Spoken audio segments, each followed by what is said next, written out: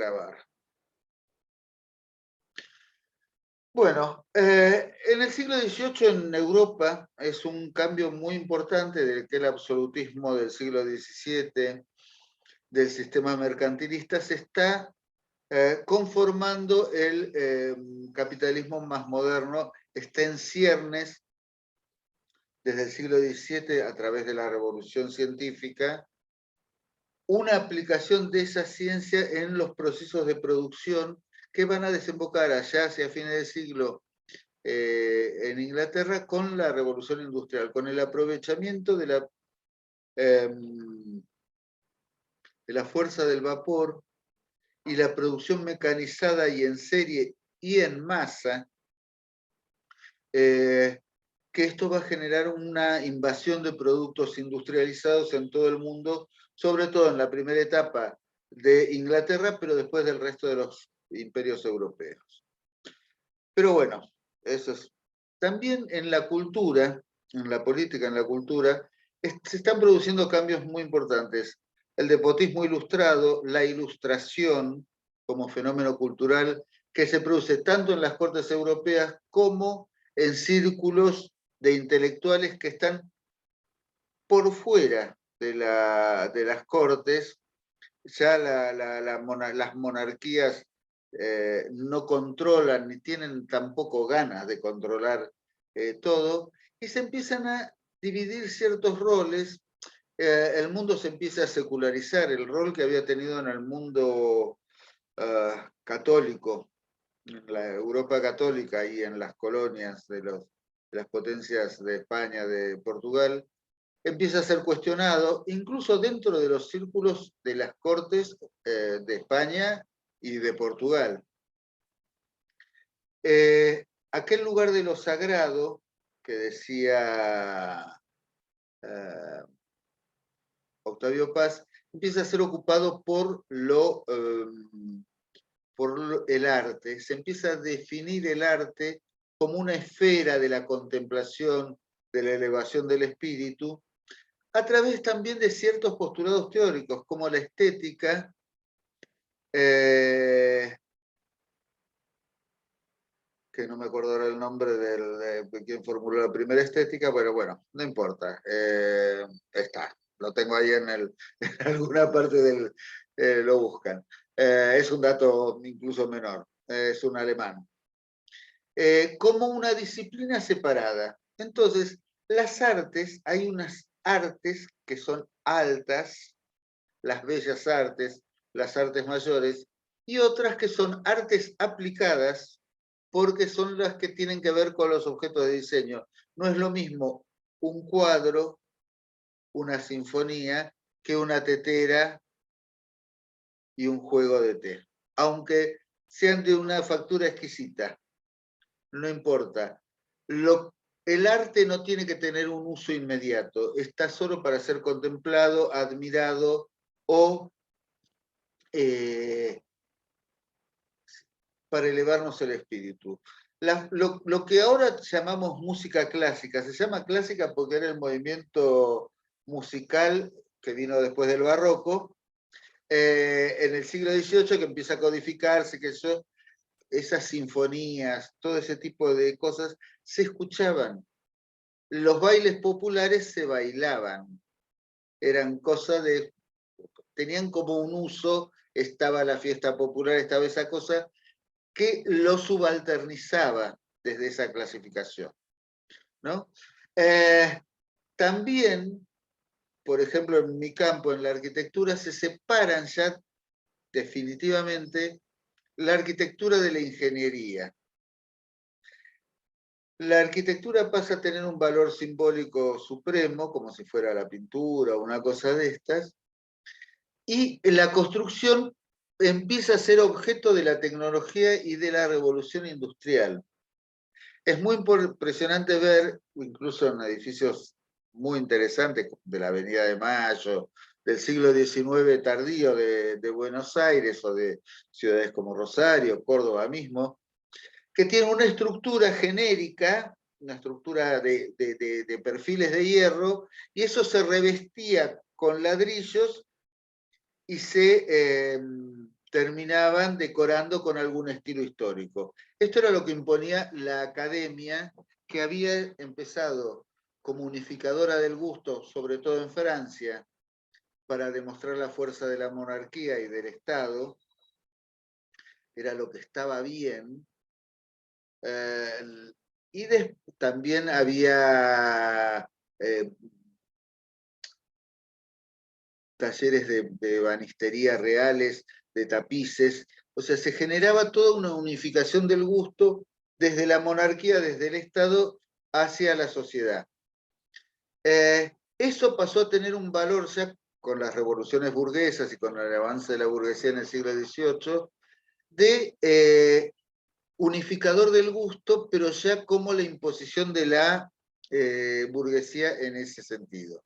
Y entonces está esto, la separación de todas las esferas en campos delimitados muy específicamente. Está insinuado y dicho de manera poética por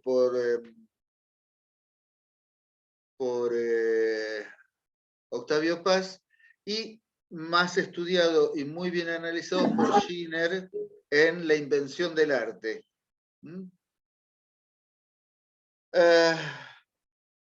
Entonces volvemos.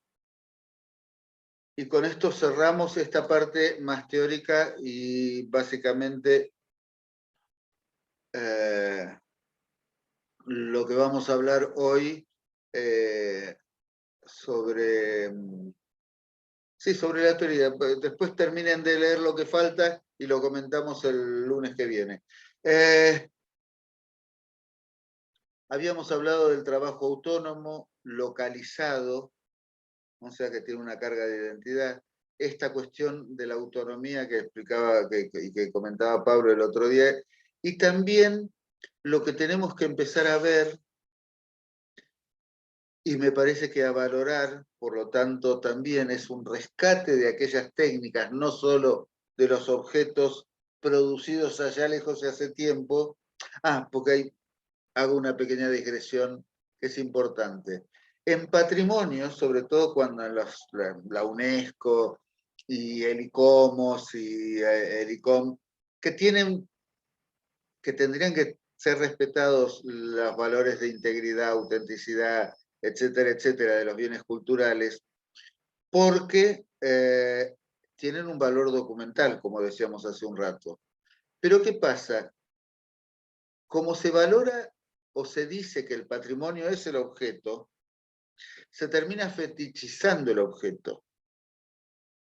Entonces hay todo un discurso sobre la autenticidad de los bienes culturales, de los bienes del patrimonio, que terminan produciendo ese valor de fetiche.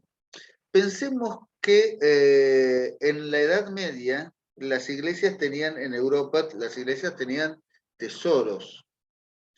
Estaba la espina de la corona de Cristo, un pedacito del manto de Cristo, etcétera, etcétera, etcétera. Los huesos de los santos, las reliquias, la sábana santa, todo. No importaba la autenticidad del objeto, sino el valor que sus comunidades les asignaban y los creyentes les pueden seguir asignando. Importa eso. No vale decir si la sábana de Santa es la verdadera imagen de Cristo, la Verónica, Vera Icon, sino ese valor que le asignamos, que le asignan los creyentes. Pero los modos de producción también tienen ese valor. Ese valor ahora ya retomamos. Hoy por hoy la producción industrial está tan deslocalizada que la capellada de una zapatilla Nike que usan nuestros jóvenes, por ahí se hace en un taller en Bangladesh, la suela se hace en otro en Filipinas y otra parte se hace en una maquila en México, con una superexplotación de la mano de obra. Entonces, yo soy marxista y hago la revolución y me apropio de los medios de producción y no puedo hacer una zapatilla porque el de Indochina, el de otro país, que es donde está la otra parte, no, y el dueño de Nike no me vende las suelas para terminar de completar mis zapatillas. Pero aparte por la cuestión ecológica, que decíamos el otro día, es muy importante que podemos recuperar de esas técnicas, de esos saberes tradicionales que nos ayuden a poder no agredir tanto a la madre naturaleza como se viene haciendo en los 200 últimos años. Hay montones de casos, hay construcciones de los pueblos del Chaco salteño, de Formosa y demás, que se están reformulando, lo ven acá en esta imagen pequeña, que se están reformulando para darles y para poder construir viviendas incluso transportables en mejores condiciones de habitabilidad, como ayudarlos a superar eso y utilizar esa tecnología tradicional también para comunidades criollas u otros grupos que se convivan en esos lugares. Tienen comportamientos frente al calor y la humedad extrema de esos lugares muy adecuados. Entonces no necesitan climatización, no necesitan gastar energía en reducir la temperatura interna, etcétera, etcétera, etcétera. Otro tanto pasa con el adobe o con la construcción en tierra, y otro tanto puede pasar con tejidos que no son de plástico, que no se agotan en un uso. Hoy por hoy en el desierto de Atacama hay toneladas de desechos de ropa que no se sabe qué hacer con ellos. Estamos asesinando a la vida en el planeta. No nosotros, los dueños del capital. Entonces, estas tecnologías también nos tienen que servir, esto que decíamos, como herramientas para ver de modificar la historia. Está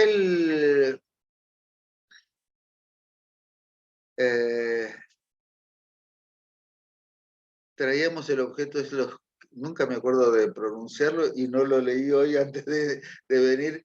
Los objetos reparados en Japón sellan las grietas con resina. Por ejemplo, se rompe un vaso y se sella la grieta y se le pone polvo de oro antes de que seque el ligante. Se restaura mostrando la rotura, la herida de la pieza, porque ellos lo consideran como un valor que ha tenido el uso. Eso es muy interesante y es muy bueno que lo podamos incorporar culturalmente. Los objetos, si se rompen, se pueden volver a usar. Las cosas, si se dañan, se pueden reparar. Y hay que destacarlo porque es parte de la historia de los objetos también. Entonces, si tienen un valor, si son portadores de símbolos, uno de ellos está el que nosotros no somos una cultura del desecho. No somos desechables nosotros y no son desechables nuestros objetos. Entonces, bueno, vamos a hacer una introducción porque ya se hace muy largo sobre cómo surge la valorización de la industria artesanal, o de la producción artesanal, mejor dicho. Está bien, industria también se podría decir, porque un industrioso es alguien que trabaja, que es creativo en producir objetos. Eso es el término, el significado original de industria. Pero lo importante de esto, y que lo vamos a ver por ahí más el lunes que viene, es muy interesante ver cómo, frente a la producción en masa, frente al avance de esos objetos producidos en serie y en masa, que se suponía que iban a traer bienestar y que iban a democratizar la posibilidad de objetos de uso para todos, pero no todos podían comprarlo, obviamente. Pero se produjo una degradación tanto formal como en de ciertos materiales y demás. Y eso lo vemos hoy en muchos casos. Pero el movimiento romántico, como decíamos hace un rato, empezó a revalorizar ese pasado, en principio obviamente europeo, y fíjense que es más o menos contemporáneo la formulación del romanticismo en los términos artísticos, como en movimiento artístico, con la valorización de las tradiciones populares de Europa y el nacimiento del folclore como disciplina. Es muy contemporáneo. En Europa hay todo un movimiento que se llamó Artes y Oficios, Arts and Crafts, en Inglaterra, que frente al desastre, fíjense, bastante apocalíptico el paisaje de las ciudades británicas sobre todo, produjo una reacción, una fuga hacia el pasado, pero que empezó un socialismo utópico en principio, un socialismo romántico, de tratar de ver en esas artesanías un modo de salirse de ese sistema de producción tan tiránico que terminó siendo, se suponía que la Revolución Francesa iba a traer la democracia y trajo una serie de problemas nuevos y tremendos para, sobre todo, los obreros industriales que eran desplazados del campo y que formaban los suburbios industriales de las grandes ciudades británicas y de las otras europeas después. Bueno, este movimiento de Arts and Crafts, van a leer en un poco todo el desarrollo que se fue dando, y después son definiciones de las artesanías, artesanías indígenas, de la tradición popular, que serían más criollas o mestizas, artesanías contemporáneas o neoartesanía, etcétera, etcétera. Después las clasificaciones, que vale la pena que las lean con cierta tranquilidad, no tiene sentido que yo agote la lectura de todo esto que hicimos. Bueno, yo no sé si tienen también el texto de Bielagorsky, que se los di el otro día, se los pasé, y el de Mabel Ladaga, que habla sobre las clasificaciones según los materiales y demás. Las clasificaciones de la artesanía son prácticamente imposibles. No hay taxonomía que abarque todo. Porque se usa mucho el tema de por los materiales, si son de origen vegetal, animal, pero muchos, o mineral. Hay muchos que son mixtos, un cuchillo con el mango de nácar, o con el mango de madera y cachas de nácar, tenemos 2, 3 reinos todos juntos, o por los procesos de Profe, producción, sí. el único texto que está es el de Smith, el del espejo patrimonial. En la plataforma, pero no les di el drive con la bibliografía. Creo que, fíjense en eso, está en un mensaje anterior. Sí, está en bibliografía, el drive está. Sí, sí, está. Búsquenlo. Si tienen, creo que lo puse ya para que cualquiera que tenga el link lo pueda consultar, porque antes la gente que tenía Yahoo no podía entrar. Es medio complicado eso de los drives. Pero ahora creo que lo puse bien como para que lo consulten todos los que tengan el enlace. Así que avísenme si tienen algún problema. Bueno,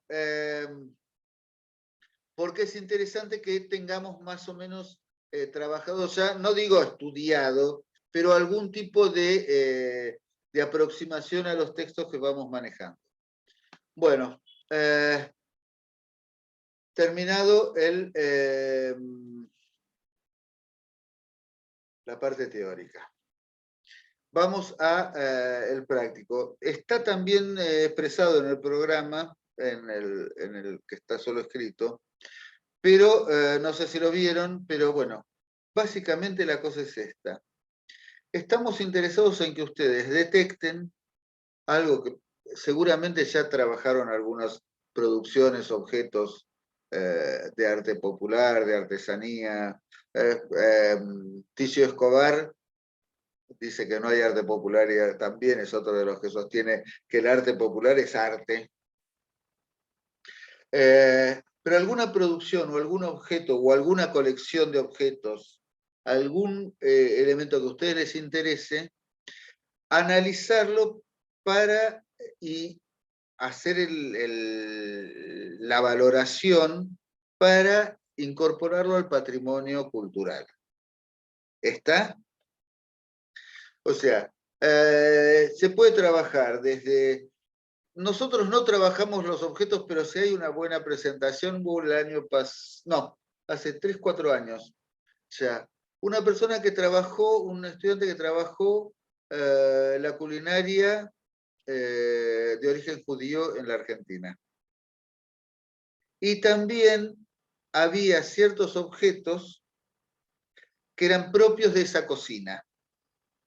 Era muy interesante, porque estaba la receta de cocina, el inmaterial, la producción de esa comida, que es un bien fungible, es concreto, es tangible, pero se consume, y los objetos tradicionales con que se cocinaba.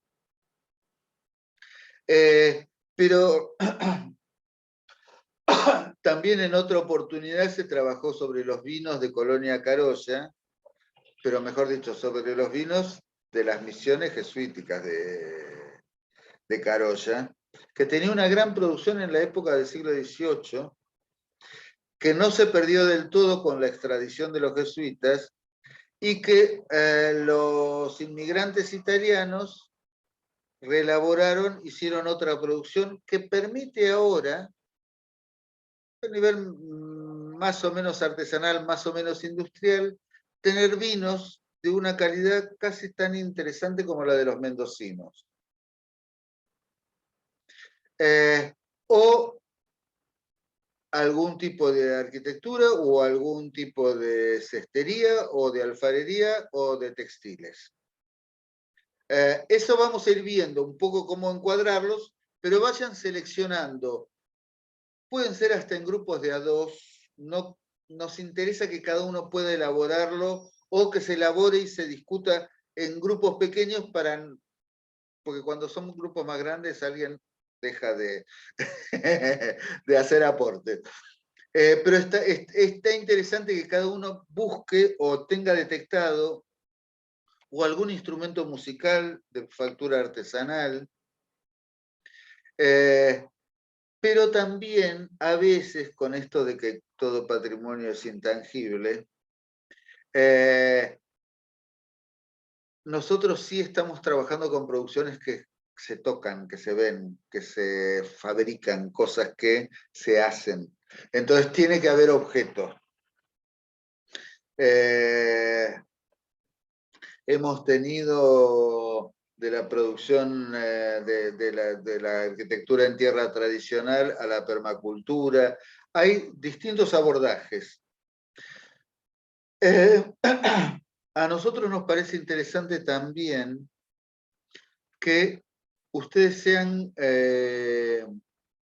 sobre todo no por vanidad de la cátedra ni para que tengan la mejor nota, pero es interesante que esos abordajes que puedan hacer los pongan a consideración de otros profesionales ya recibidos o estudiantes para poder mandarlo por ejemplo, mandar los trabajos al Congreso de Folclore, que siempre se hace, nos da tiempo, o les da tiempo a ustedes, mejor dicho, de elaborarlos para tenerlos listos para el Congreso.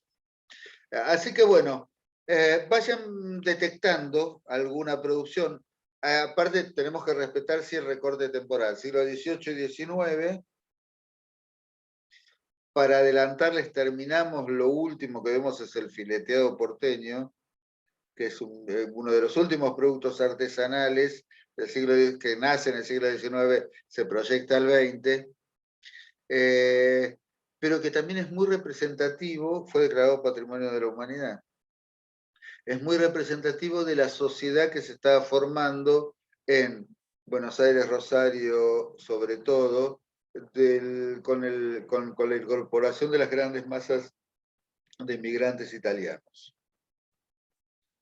Porque tiene que ver con los carros, tiene que ver con una artesanía venida de Europa, lo vamos a ir viendo. Pero tenemos que pensar, siglo XVIII, misiones jesuíticas, o estancias jesuíticas de Córdoba, o la producción ya criolla, mezclada entre la tradición prehispánica y la española en el noroeste, o la industria vitivinícola y todos los implementos que se utilizaban en Cuyo, etcétera, etcétera. Esos son o después ya en el siglo XIX se van incorporando con mucho más fuerza los intercambios con los grupos de la Patagonia, hasta que se termina conquistando la Patagonia, pero siempre fue esa frontera con el indio, como se decía en esa época, una zona de intercambios, violentos o negociados. Había comercio y había guerra. Y hay empieza a haber en el siglo XIX una gran producción de origen mapuche o pampa, que se incorpora a la cultura criolla, lo vamos a ir viendo también. O sea, ese es un poco el universo que tenemos que abordar.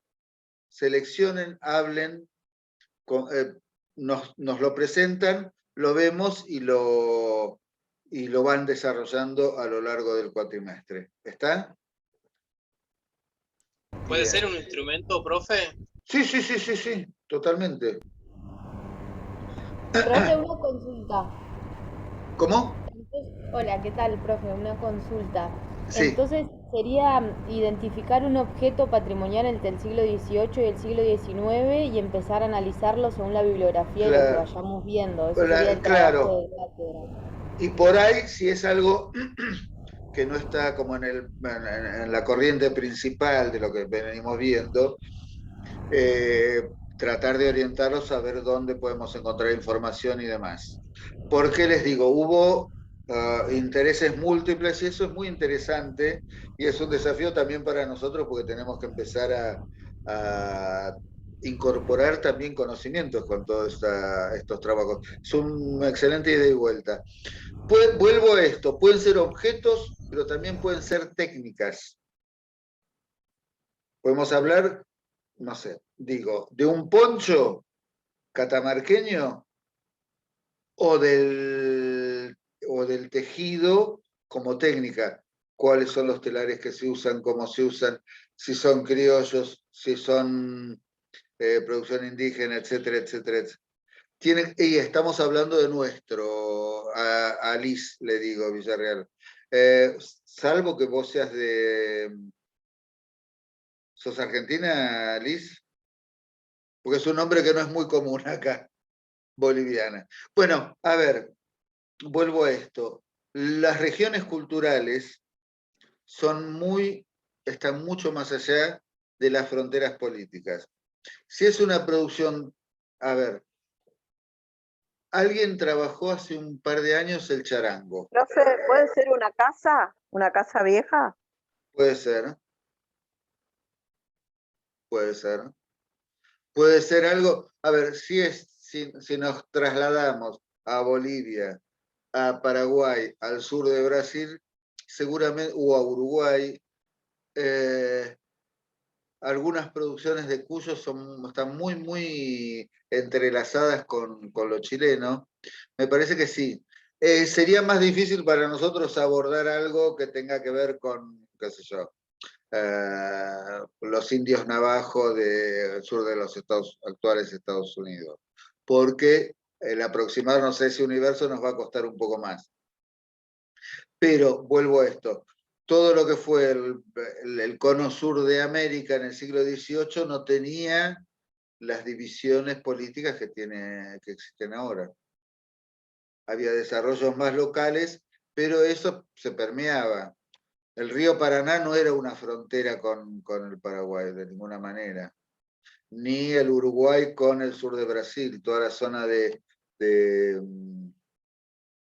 las misiones jesuíticas del Paraguay era así. Lo mismo que todas las economías, esto ya lo anticipo el módulo 2, todas las economías desde Córdoba hacia el noroeste y hacia el oeste, incluso la de Cuyo, aunque dependía políticamente y administrativamente de Santiago de Chile, eran subsidiarias del Potosí.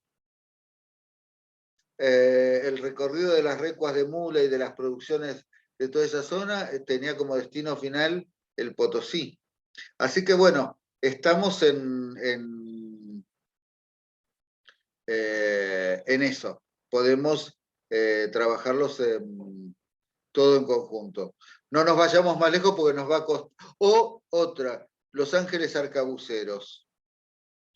La pintura cusqueña viene del sur de Perú, del actual sur del Perú, hasta nosotros, hasta Jujuy, Catamarca, de una manera, porque era el mismo ámbito cultural. Así que vale en ese sentido, ¿sí?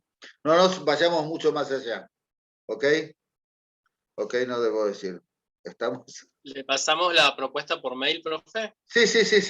Y le damos un ratito el lunes que viene a los que quieran discutir o alguna observación que tengamos para hacer. ¿Quedamos así? Ya nos estamos terminando, así que bueno, nos despedimos y empezamos más en hora, entonces en punto el lunes que viene. Gracias, profe. No, de nada, por favor. Gracias, profe. Buena Suerte. semana, compas. Muchas gracias. Pasen bien. Profe. Chau. Buena semana. Entonces la próxima arrancamos 18. 18. Gracias. De nada. A ver si figura. Profe, ¿se escucha?